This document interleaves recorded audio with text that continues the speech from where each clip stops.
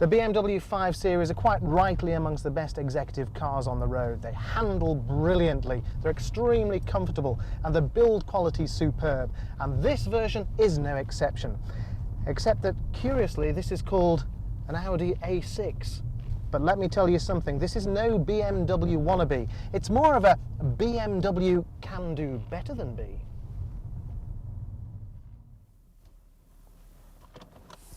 The exterior of this car is a perfectly pleasant dark blue. The interior of this car is a deeply unpleasant dark blue, and there's acres of it. And do you remember how in the late 1970s you used to have to save up to get that velour trim in your Ford Escort with the heater? Well, here it comes as standard. Have you got your toolkits ready? Let's have a look underneath the bonnet. You'll be surprised by this.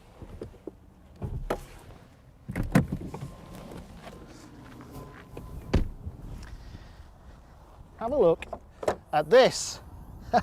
There is an engine that says, hands off, do not touch, move along now, there's nothing to see here. It's the 2.4 litre compact V6 with 5 valves per cylinder, 3 intake valves, 2 exhaust valves, which improves fuel efficiency, performance and emissions as well. But looking at the layout of this engine, it's clear that we're not supposed to worry our pretty little heads about it.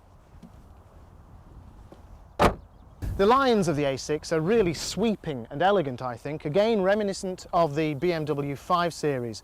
But you know, there's a price to pay with this sort of flattened off trim. There used to be a sort of a little gutter here to catch the rainwater. Now it's you that catches the rainwater whenever you open the door or the window. Neat though.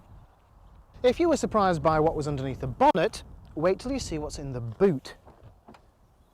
It's enormous. If this was in Tokyo, they'd charge you 100 quid a night for a room that size. 551 litres as they have it these days. That's a lot of beer that you could buy in Calais and stuff in the back. And with the rear fold split seats, it actually increases to 840 litres of space. Very clever design at the back here. The rear suspension has been made more compact, which means that this is a flat shelf and quite low down, so it's easy to load things in and out. But don't worry, the spare wheel is full size and neatly tucked away back there. There's also space on the sides. For instance, in here you'll find the jack and also a luggage net stored away from there. There's also extra space on the other side too. That is impressive. All the models come with electric seat height adjustment, adjustable steering wheels with a sporty feel and a nice leather rim.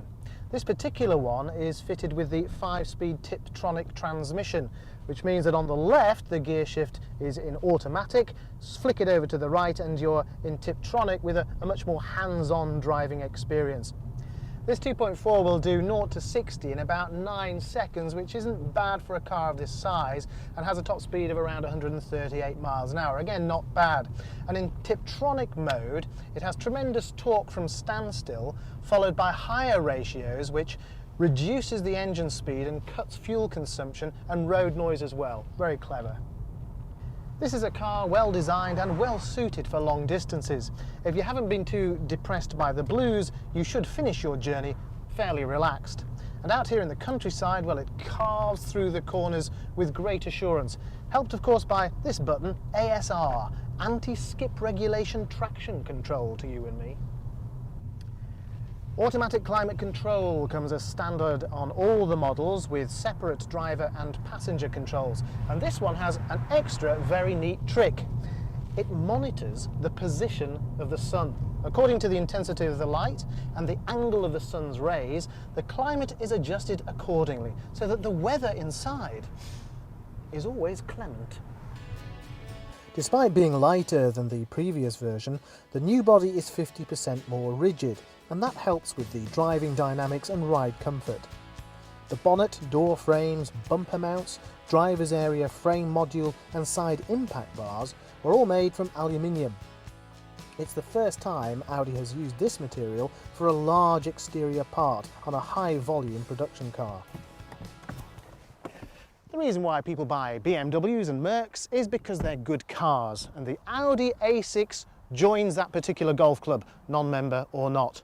On the road it's about £26,000 this particular model, but with great specifications coming as standard, you're getting a pretty good deal for your money. Do you know something? I've even found a way round all that horrible dark blue velour in there. Why, simply step into the biggest room in the house. This way. You can avoid the noisy kids in the back as well. Drive on!